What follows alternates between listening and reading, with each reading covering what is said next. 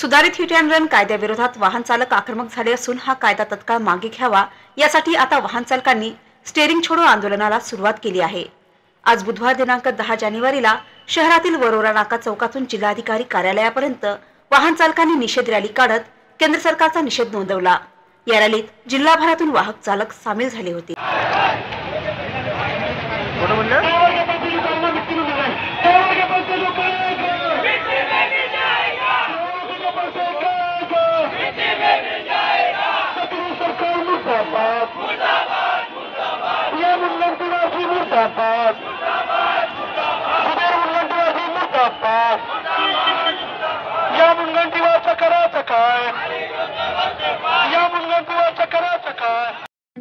ठळक घडामोडींसाठी देशोन्नती न्यूज चॅनलला सबस्क्राइब करा आणि बेल आयकॉन प्रेस करा।